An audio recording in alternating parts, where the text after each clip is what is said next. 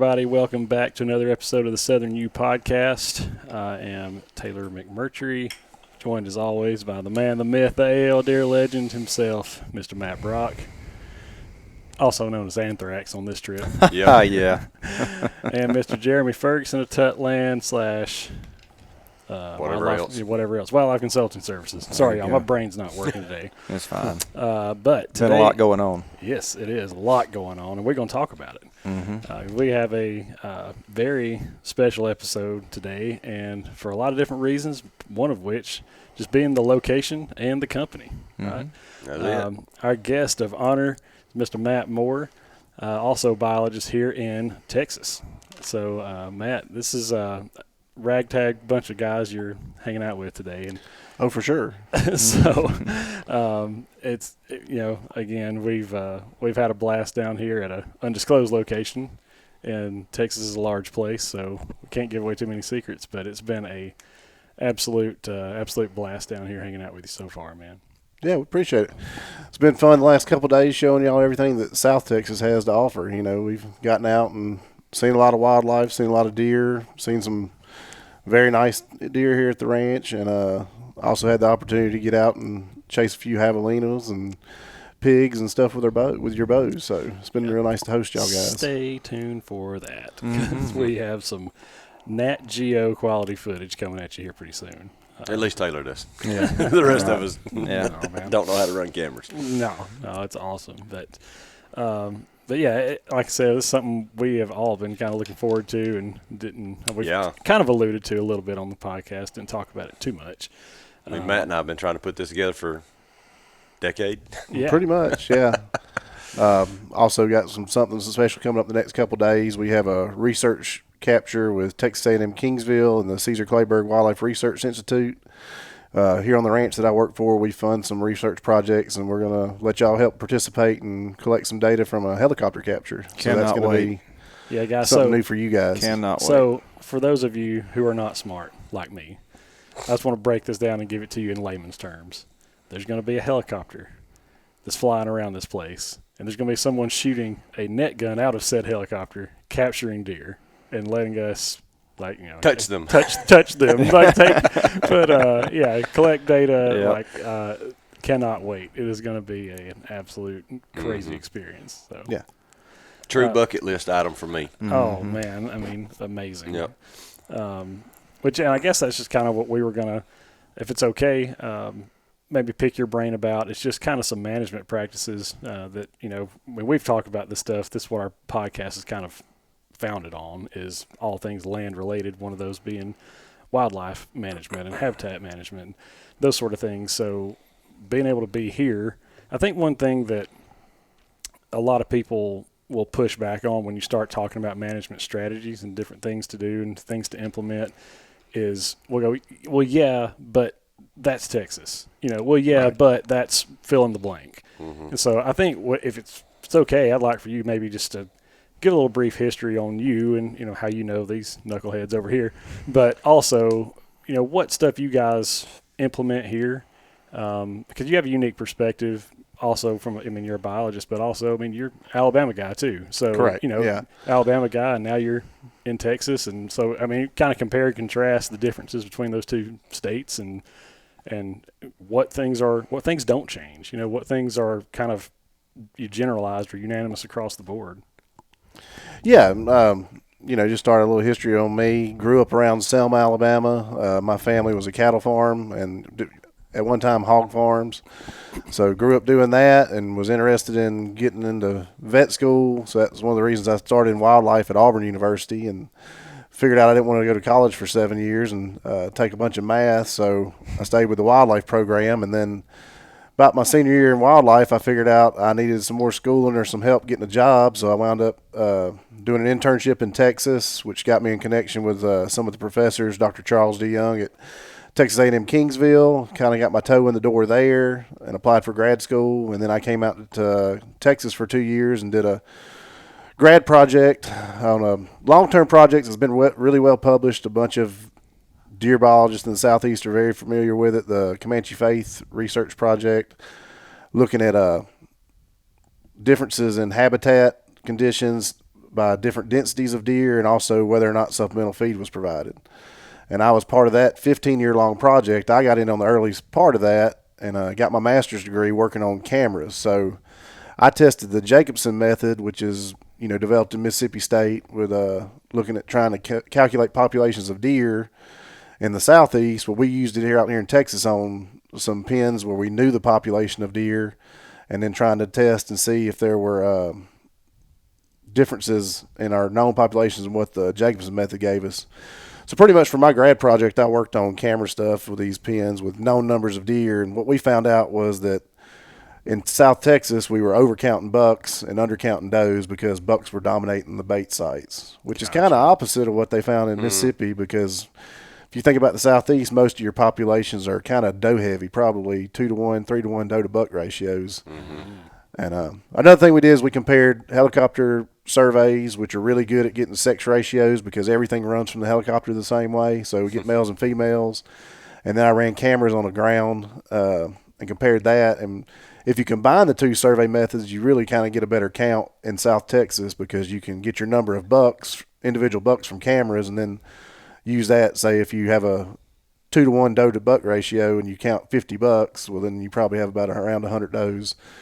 So that was kind of my schooling. Went to Auburn undergrad university, so learned about the Southeast and management. And me and Jeremy actually interlapped at Auburn University a good bit. I don't know if we had many classes together, but not many. We ran together in the same circle of friend group, and I knew a lot of the same people. And through going to Southeast Deer Study Group every year, met Matt Brock, the legend. And a couple of others. Golly, man, it's just got to go away.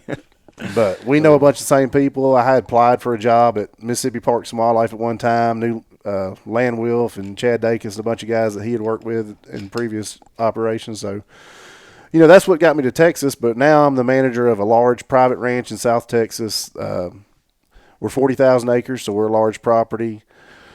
We heavily feed and manage roughly around 12 to 13,000 acres of the ranch ourselves individually for our hunters.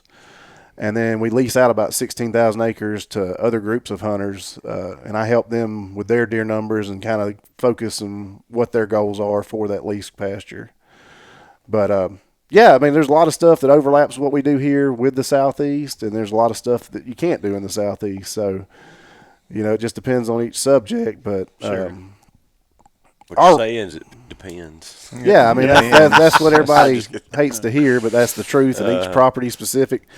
We're 40,000 acres, and we have 14 different types of soils in this place. So it's really like managing different ranches. And then we have some fully high-fenced units. Our smallest high-fenced pasture is 1,100 acres. Our largest is 3,500 acres. But out of that 13,000 acres that we're managing ourselves, roughly 8,000 acres is open and considered low fence for Texas. So we really... It's like managing multiple properties, even though we're all on the same property here. Mm-hmm. Sure. That's cool, man. I think that the common misconception, at least, again, I'm the only one in the room that's not a biologist, but I think, at least from my perspective, and a lot of people have similar opinions, when you think Texas, you think, well, the only reason they have big deer, or the only reason they have, the numbers of wildlife that they have is because they just feed them and feed them and feed them and feed them. And I think... especially spending some time that I've spent around Matt and Jeremy, really kind of opened up my eyes even to go like, that's not necessarily the truth. There's a lot of, like when you mentioned earlier, when you have a rainy season, you get good rainfall, that can make a huge difference in not just the numbers, but also the quality of game here.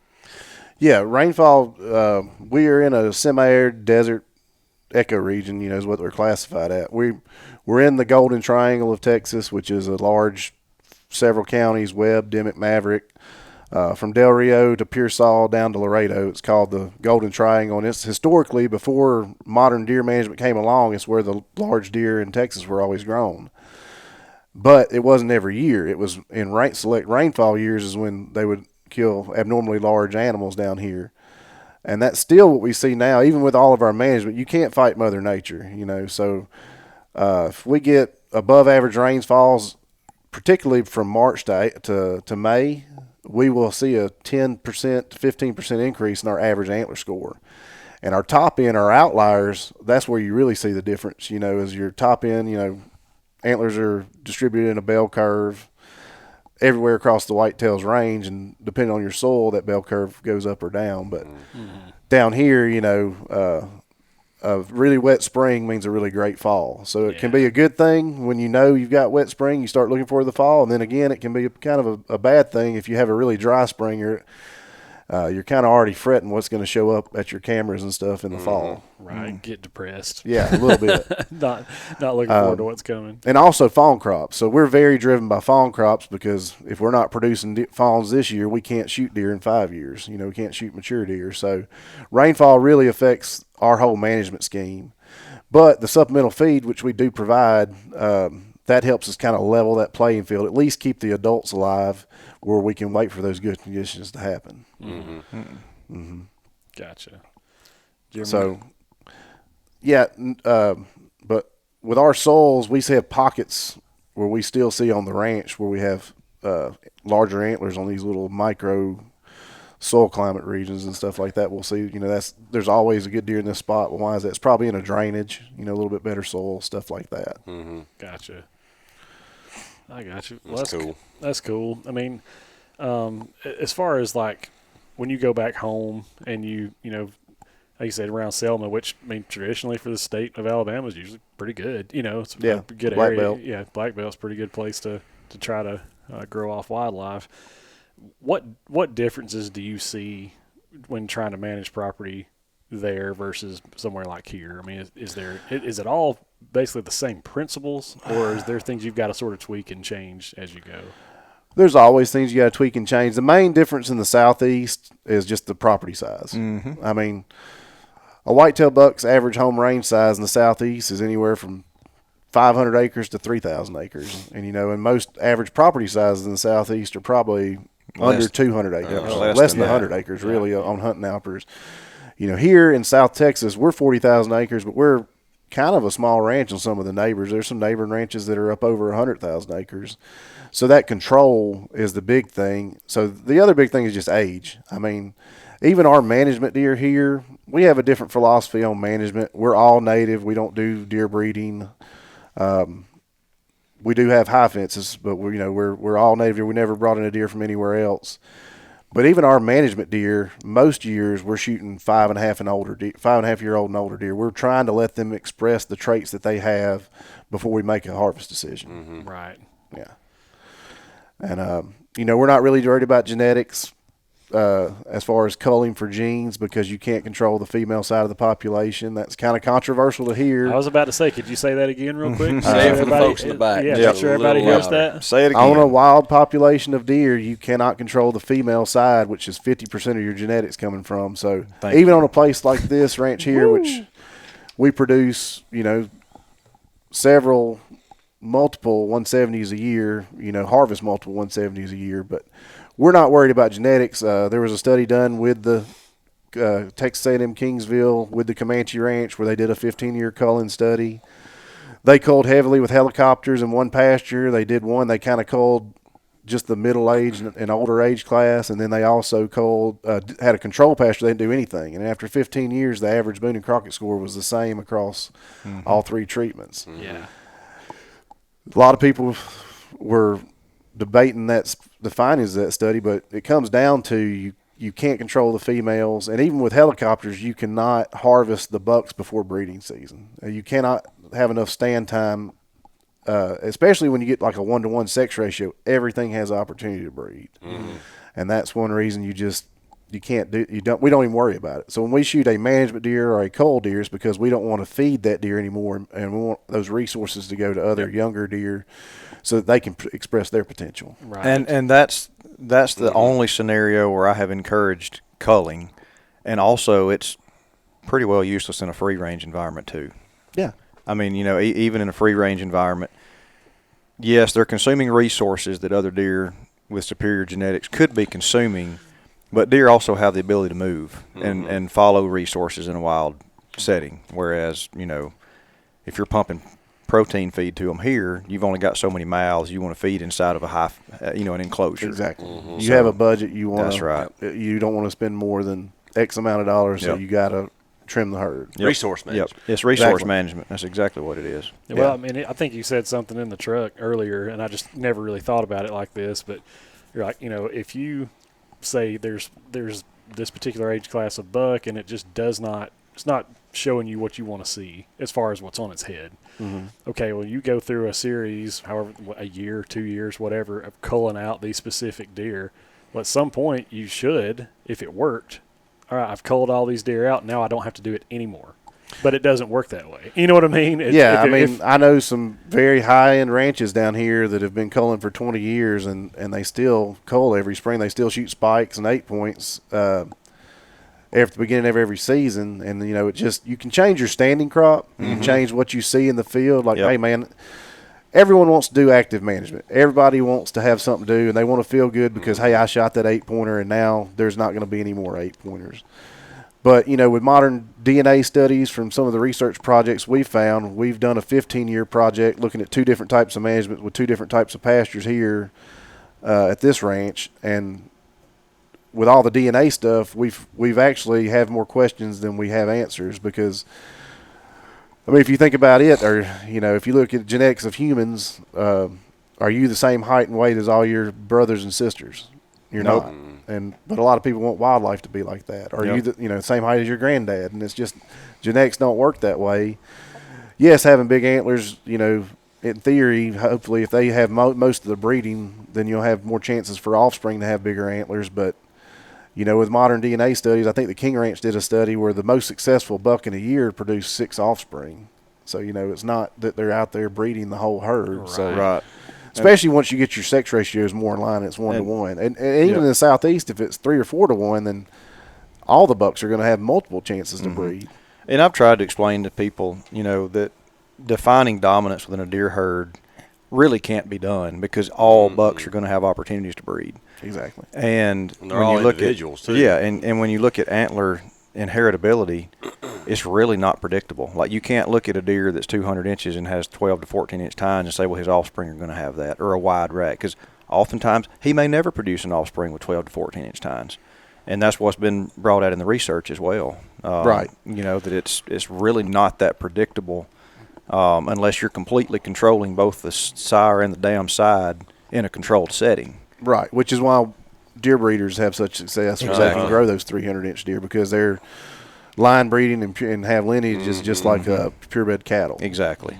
Yep. But it's not the case here. And so I think that's just kind of thought it was an interesting point that even a place like this, even here, you're going, hey, if culling worked, we should be able to do it once, and then you shouldn't have to do it anymore. But that's not really how it works. So Right, correct. Yeah, or for several years, and then you should start having less and less.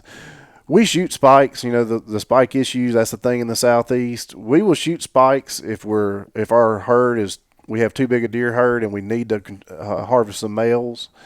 We'll shoot spikes in some years, but that's only rarely 1 out of every 5 years when we don't have enough adult deer to harvest. So, majority of years, a ranch like this, we're producing really nice top end deer. Do we shoot spikes? Not regularly. It's just we would rather. You have to ask yourself what do your guests and would rather shoot. And here, we don't sell many hunts. We sell a few hunts to help pay the fade bill, but it's less than a half a dozen a year. So the majority of our hunters here are friends, family, and business clients of the owners. You have to be invited to this place. You can't buy a hunt. right. And what we found out, we did try to cull hard for a few years. I've actually been on this property for 14 years now that I've been running this ranch. And for several years when we first started, we did cull hard on the older age class, more for feed, like we said. But we got out there, and the guests weren't having as good a time because we would go out and you'd see a lot of young deer, and then you'd see a lot of mature deer that were trophies that they couldn't shoot. Well, we didn't really have much value on those cull bucks until they were missing. Turns out people like to shoot animals. They like to have the opportunity to harvest stuff. And if there's nothing out there that's mature except for trophies, they weren't allowed to harvest. They weren't having as good a time. Right. So, No doubt. Jeremy, Matt, I was going to lean on you guys a little bit and see if there's anything specific you want to throw that Matt's way when it comes to. Well, I have just found it interesting, and Brock and I talked about it, kind of watching a bunch of javelinas and stuff running around the other morning. The principles here are the same. Mm-hmm. I mean, you got to have pretty sizable land to be able to manage a population. It takes resources to do that. It takes age and nutrition. Yeah, I mean that's the big principle. It's habitat and trigger restraint.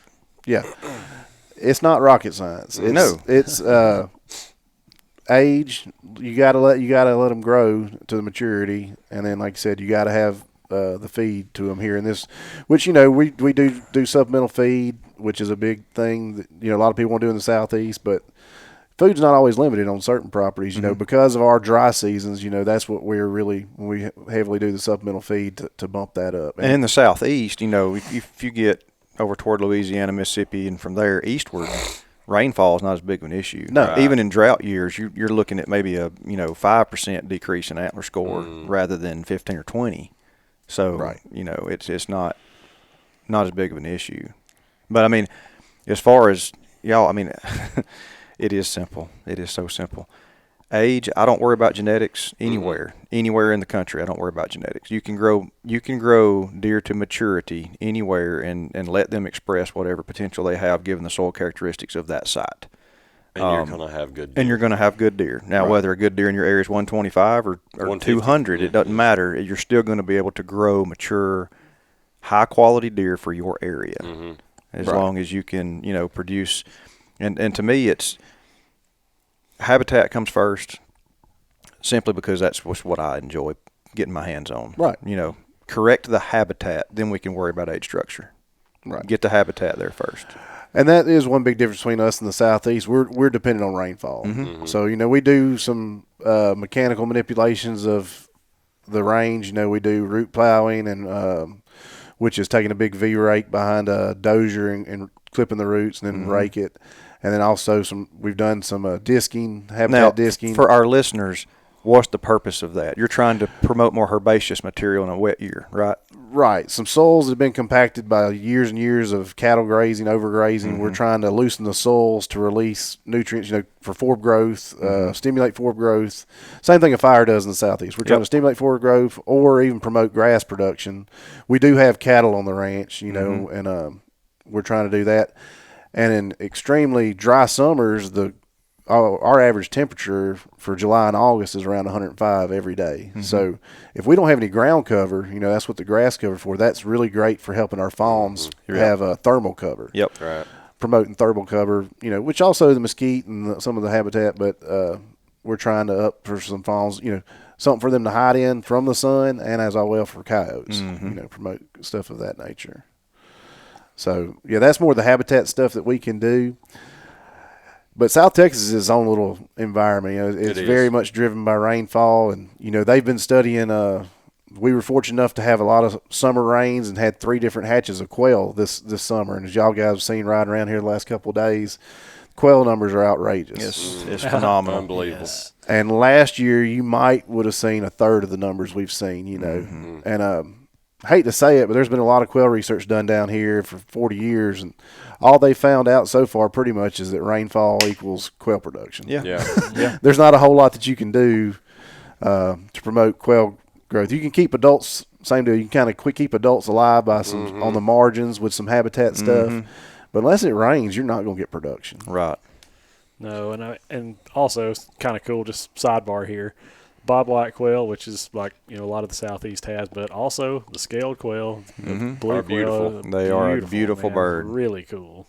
Yeah, and we're fortunate enough to have both species here on the ranch, and roughly probably 50-50 to 60% bobs to 40% scaled quail or blue quail. But they're fun to look at, and they're a little different acting. They don't like to flush; they like to run. They remind me of a pheasant. The way they like to run. It's just, by gosh, you get on them. Get out of here. You may chase them half a mile before you can before they flush up. One of the things I found interested riding around talking was us looking at some of these old bucks, and you made the comment that y'all's management philosophy is if you're not losing a few that's just dying of old age, then probably not doing things exactly, the way y'all would do them here. But that kind of struck a chord with me at home. It's right the opposite, man. Everybody's so terrified of losing a deer, they're not able to kill it. Yep. Right. They would rather kill it at 2 or 3 than chance losing it To old age. Yeah. Which is just mind-boggling to me. Yeah, I mean, we're fortunate enough we're not trying to make money off of the hunting operations here, but that's most of the Southeast. Mm-hmm. Most property owners there are not they're not selling hunts. That's right. Mm-hmm. They're not leasing the property. You have to mean it. You have to. We've got out here by our skinning shed, I've showed y'all some very nice deer over 180, several of them that have died of old age. Mm-hmm. And that's just our philosophy. We would be way more conservative on harvest, and we would much rather have a deer we lose in the brush than the worst thing we can do is shoot one too young. Yeah. Mm-hmm. And that's the worst thing we can do is before it reaches maturity.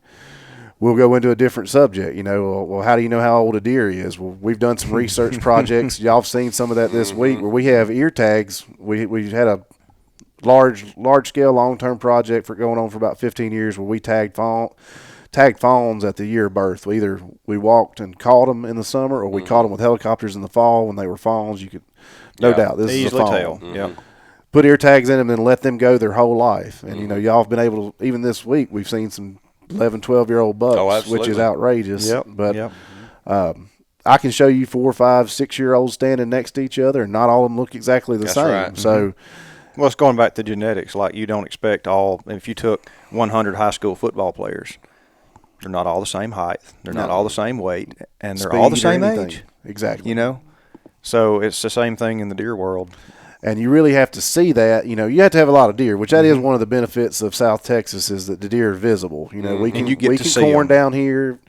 We use corn as a hunting method, and so you get to see all the deer in line. It really strikes you when you do see a 2-year-old stand next to a 3-year-old, next to a 5-year-old. But even when we're hunting the pastures, that's just one research project in 1,100 acres pasture that we do that. On the main ranch, I use the same principles. We don't. I have a hard time telling a guest that deer's 4 years old. I usually say that deer's 4 or 5. Put it in a 2 age group, and you're probably still not 100% correct, but you're more correct. Or 5+. That deer's mature. Yeah. Yep. And what I find interesting is, in a lot of the Southeast, there's people calling 3 and 4-year-old bucks mature. They're not. No. They're middle. I mean, even a really good 4-year-old is just beginning to show you what he's capable of doing. Yeah. Yeah. One of our management tools we use down here, we use photos. That is the best way to age a deer, is having multiple years of pictures of the same deer. That's right. And we assume, based on some previous research, that at 4 years old, they're done growing their skeletal structures. They're done growing their bones. And then, antlers are a secondary trait, so you have to have extra resources. Well, just like a teenager, once he quits growing his bones, then he starts building out his body. Same way with a buck, Secondary antler have extra nutrition, so that all gets put in the antler. So when we see a buck on camera take a big jump, we assume he's 5 because this was a 4-year-old and 5-year-old. Luckily, with supplemental feed, their home ranges do tend to shrink down here. We have individuals that will be at 10 different feeders, but majority of individuals are only at 1 or 2 feeders in the fall, so we can follow them from year to year. And say, this is the same buck, same antler characteristics, but he gained 20 inches. So, all right, he was 4 last year. Look at his body as well. But we really use that big antler jump as a 4 to 5-year-old. Yep. And then we'll follow that deer for 2 or 3 more years. At one time, we were wanting to harvest our trophy deer, our top-end deer, at 8 years old. Due to some of this research, we've done based in showing some natural mortality in these tagged population of deer.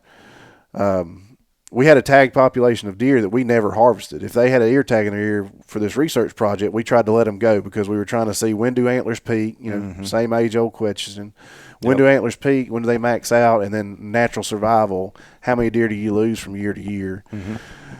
Well, we used to try to wait to 8, but we saw there's a pretty good increase in mortality from 7 to 8, probably about a 20% jump. So that's what we're basing it on. So we've backed down. We're harvesting deer we consider 7 years old. But some of them slip through if they break a rack or break a tine. There's very heavy fighting during the rut down here because we try to run around a 1-to-1 sex ratio. And we have a lot of hard fighting, and they'll break tines. So if he breaks a tine, we'll give him another year. But we'd rather do it at 7 than 8 because after 8, you really have a good chance of losing those deer at older age classes after 8. But also, we killed a 13-year-old buck this year. You know, we killed one of those tagged individuals. That project ended 2 years ago, so now we're actually able to harvest some of those individuals with tags. And we've killed some known-age deer, and it's really interesting to see how far they will go. Yeah, it's wild. They'll make it a long time or can. Yeah, I mean, I don't know. I was able to harvest a doe this morning, actually, and I think just by looking at teeth, which I know is not 100% accurate, but but just going by, it's not even 60% accurate. No, but just by looking at what she was old. Said, she was old. I mean, she looked old, and teeth looked old. When they're gum lining, they're old. They're old. Yeah, and going back to the whole jawbone, the tooth wear and aging technique, I'm with Matt. I like to use all of the information I have to come up with the best guess on an age estimate. You can use, obviously once the deer's taken, you can look at the jawbone and compare to what you were thinking based off of observations and cameras and that kind of thing. But I have found over the years, and looking at some of the jawbones y'all had of known age deer that were the same age, there's way too much variability in tooth wear and replacement to accurately age deer with any confidence after about 3 years of age. To a certain age. Yeah. To a certain age, exactly. You can group them. You can group them, but, if somebody hands me a jawbone, I can say, yeah, he looks like he's probably 4, but he could be 3, could be 5. Yeah, and that's something we use. We have guides that have been down here and helping us. One of our guides has been here for 20 years. Some of the others 4 or 5. But everybody's got experience with harvesting whitetails down here. And if they say the deer's 6 years old on the hoof, based on body characteristics, or 6+, 5+, and then we come in, the teeth are a little sharper than I thought. I really usually use the guide's explanation just because it doesn't really matter. The deer is, mature or whatever, but to pin it to one age is not, we just try to avoid harvesting the younger age classes. That's right. And that's one reason we allow our bucks to get to at least maturity, which, we're calling mature at 5. Y'all using the pictures is one reason that I, for clients, a lot of them, they don't shoot bucks unless they have good photographic evidence of how old those deer are. That's right. If they see a deer they don't know, it's just like, off limits. Yeah, we're going to figure this guy out before we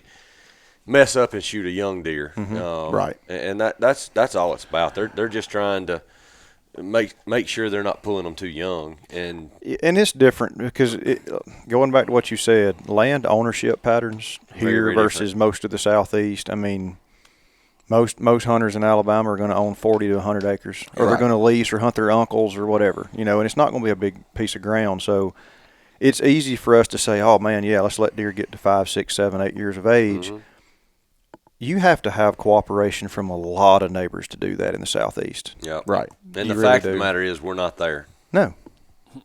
Especially not in Alabama. Well, and each, every individual case is different, right. and if I've got a guest that it's their first time here or a kid and they've never harvested deer, and I ask him, I say, what would you do with that deer if you shot it? And he goes, I'm going to mount it. It's the biggest deer I ever killed.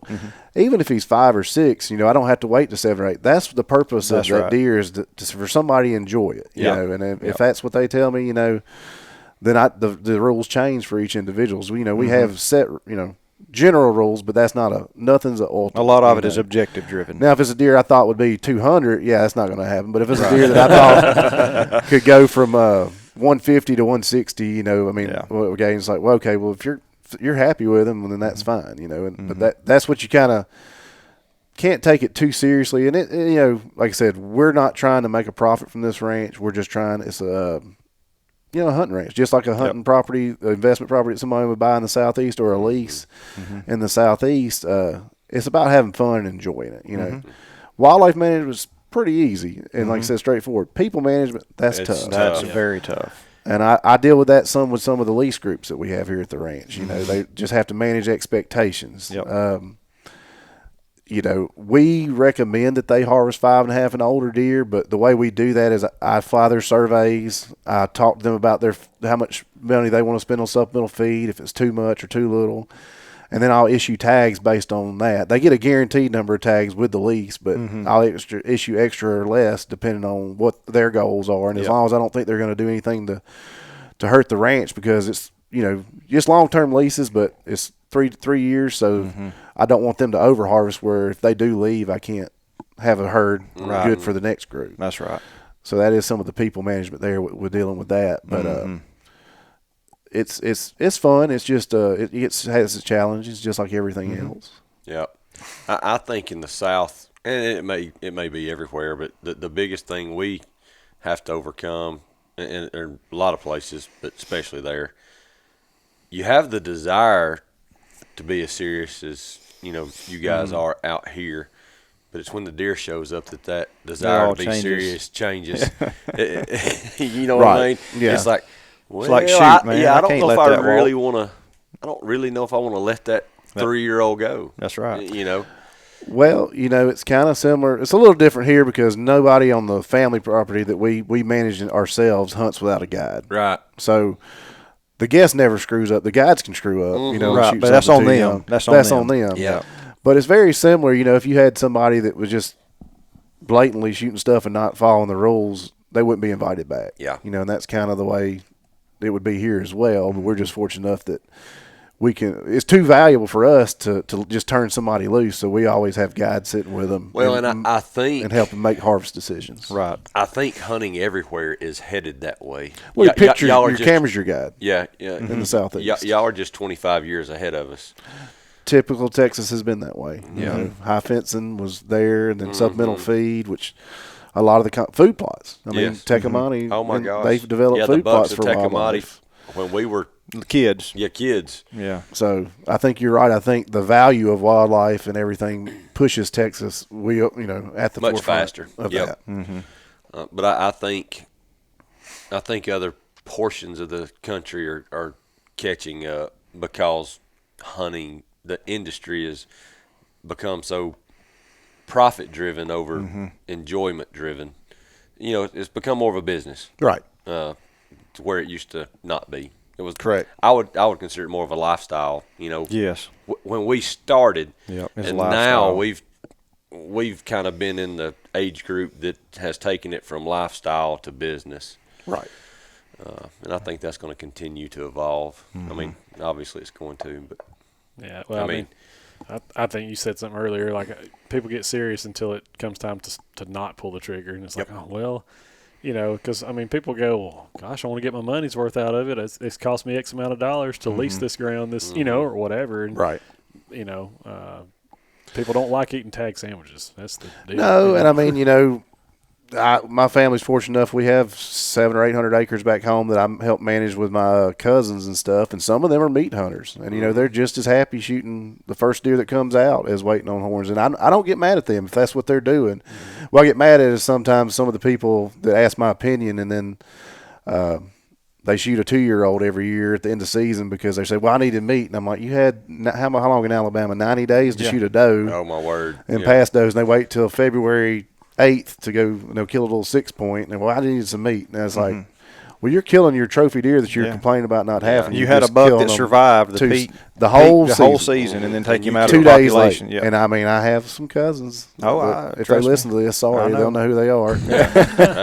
Look, we fight it. We all got them. Yeah, they're everywhere. It is what it is. I run a very nice place out here in Texas in one of the world's, but still, old buddy down the road, he knows more than I know a lot of times. No question. So that's, and it's always that's a little frustrating. That's the people management. It's a little frustrating. Yep. I have kind of joked about that. Even in school, any of us would go to a doctor, lawyer, whoever, a professional, and we pay them for their opinion, and then we listen to them generally. Yeah. We'll go and visit with lots of folks, and they're paying good money for our time. And then you meet with them and like, nah, I don't know if that's what I'm gonna do. I don't think that's right. Yeah, and right. You're like, okay, well then why am I here? Yeah. If you don't think it's right, why did you call me? So it's a struggle sometimes, and that's part of why I left the state. I mean, Matt and I were both in the technical assistance division, and we would do a ton of work writing plans and helping folks design management plans for their property. And you'd call them back, a year or two later, man, how's things going? Nothing much has changed. Mm-hmm. Well, man, why not? What all have y'all been doing? Oh, we really didn't do anything. We didn't change anything. Right. Well, why? Well, we don't really have any help. We don't know who can help us do any of this. Yeah, that was we saw that time and time again. Yep. So I was like, well, heck, if nobody's doing it, I'll leave and I'll go do it. Yeah, right. That's a business opportunity. Yeah. You meet with all these people and you tell them what they need to be doing to manage for wildlife, and they're like, well, we don't know where to turn to get it done. We can fix that. Right. Yeah. We can fix that. Yeah. Well, I know a lot of fortunately, with being associated with A&M Kingsville and some of the research projects that we conduct here at the ranch and other ranches, I know a lot of biologists that work for the state of Texas. Mm-hmm. And they have a managed lands deer permit, kind of like DMAP is in Alabama. Yep.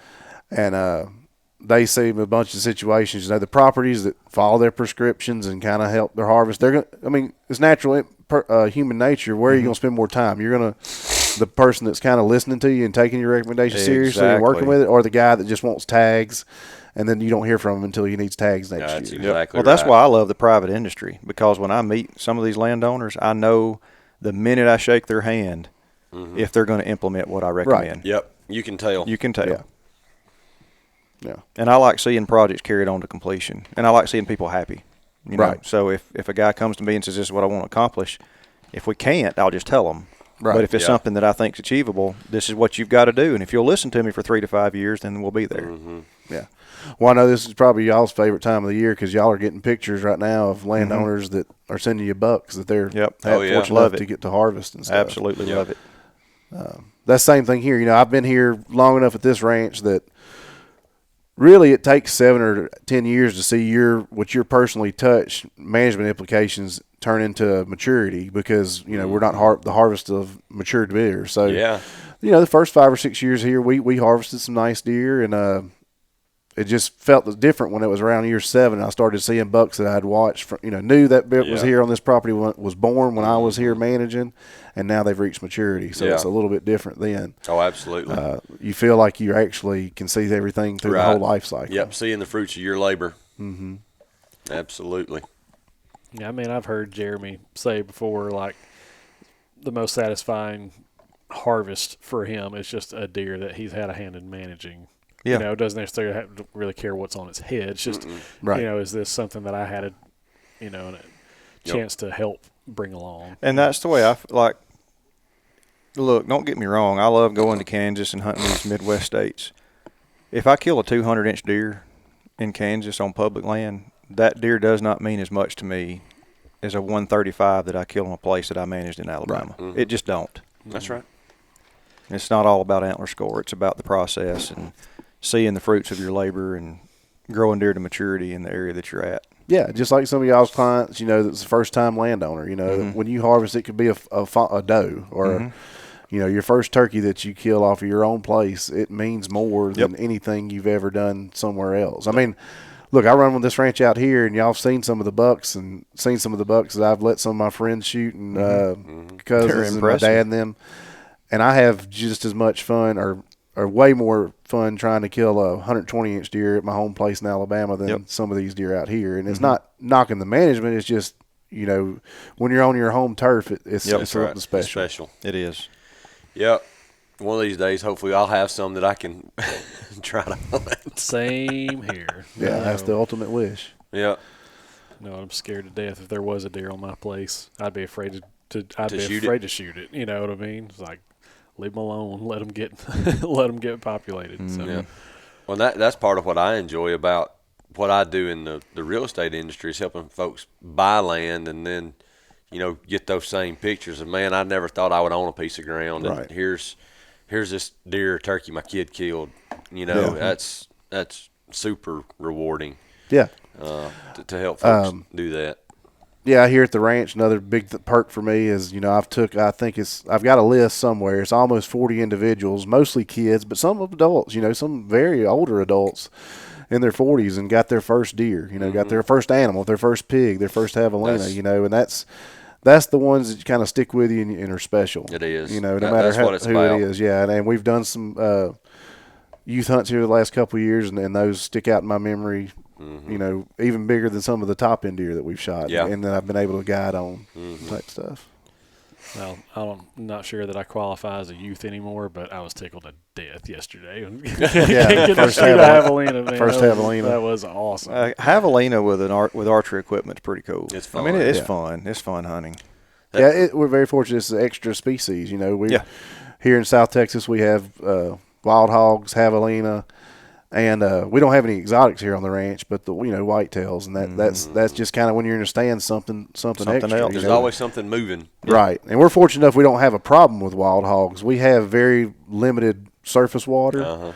So we have pigs around some tanks and ponds, but they're very controllable. If they get out of hand, we can trap them, or fortunate for us, we can call a helicopter in, and that's even fun in itself to do that. No doubt. Absolutely. No doubt. A lot harder than it looks. Right, Oh, A yeah. lot harder than it looks. moving targets. Yes. Yes. From a moving vehicle. Yes. I start saying from a moving vehicle. Yeah, But I tell you, man, the pilots are awesome that take Yeah. you up and do that stuff. I can't remember the guy's name, but that flew up for Cody. They let us have at it one Right. day. Yeah, and it was a blast. Yeah. Yeah. But like I said, no good at it. Yeah, I've seen. He's not a good wing shooter either. Oh man, it's dropping from the top rope there, Mr. Brock. That's fine. Call it like I see it. Yeah. Yeah, I remember seeing some stuff. I can't remember if it was like History Channel or something, but it was like basically guys shooting out of a helicopter and talking about like the negative lead that you have to give on targets because of you're moving this way, animals or whatever target is moving this way, and you have to put the lead behind instead of in front and stuff. It's just kind of wild. Right. Shooting tracers and all kinds of weird stuff. But Yeah. What was so tough with when I did it is they'd carried up a gun with a magnified optic on it. Right. That's kind of hard. Tough. It's kind of hard. Yeah, you needed a red dot of reflex up there. Well, the favorite doing is that. to cheat here is to use a shotgun. Shotgun. There you go. Absolutely. Buckshot. Yeah, with buckshot. It works good on the little pigs and coyotes, but on the big pigs, you might have to hit them once or twice. Oh, yeah. It does work. Yep. oh man, don't tempt anybody here with a good time. It's Right. awesome. No. We won't be doing that here the next 2 days. We'll be contracting out with a company that does if anybody's interested in it, just YouTube South Texas helicopter deer captures. They've got won't be the same company, but they have different companies have some incredible videos of them shooting the nets over these animals, and then where we can harvest them. Man, it's cool. Yeah. So that's one of my favorite parts of my job is being associated with the university. Some students that have come through here are now the head deer biologist for the state of Virginia, for Texas Parks and Wildlife. Some guys at Mississippi Parks and Wildlife are big that have come through this program. And so that's what I still really love is the research, and I'm very happy to get to share that with you guys this week where y'all are going to get y'all's hands, because we come from Auburn University, and we both might have volunteered a little bit at some of the deer research facilities out there, but you might spend 5 nights darting deer and handle 5 deer. We're going to be handling anywhere from probably 50 to 70 deer tomorrow. Mostly does and fawns this time, but we have done bucks in the past for a couple of research projects.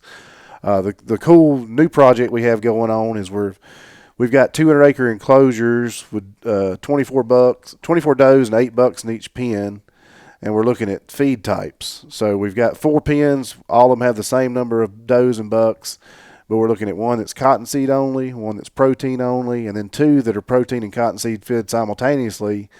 But one of them we shut off for a hunting season to simulate a hunting season. So we're shutting those cottonseed and protein. We're removing it for 60 to 90 days to simulate a hunting season. The other we're feeding year round. And so this is year 1 of a 5-year project. So we're going to be catching these deer for the next 5 years and taking body measurements, mostly looking at body condition and fawn production. So we'll actually have some ultrasound machines out there to see if these does have been pregnant, because we're about 3 weeks post prime rut here in South Texas. Our rut's roughly December 20th through December 30th is the prime peak of the rut here. Okay. So, we're about 3 weeks post out, and I don't know how they can see it. It's first year doing it, but it would be kind of neat to see if they can see that embryo implanted already. And I think they can take a blood. They're drawing blood, so I think they can tell from the blood if they're pregnant as well. They can check your back out for you with that ultrasound machine. May have to. Yeah. We've Matt Brock's had a little bit too much fun this week. We've worn him out and got him down in the back from sights twisting around trying to look at too many different bucks. I guess so. Yeah. So he about got broke, too much to look at. About broke They've his hurt neck. me. Whiplash. Hurt me. Yeah, he's got bad back and a bad tooth. So, I do. He's already. Hey, and thankfully it's the quietest he's been in quite a while. I know. You know when something's wrong when I'm not talking. And so. Yep. Yeah. Hey, look, they didn't hunt this morning. It's like, man, No. old Brock must feel bad if he's not wanting to get up and kill stuff. Yep. And I guess it snuck up on me, but I'm fairly certain I let myself get dehydrated yesterday, and I felt terrible. Yeah, that's not happening today with our Fiji water. No, Matt hooked us up with the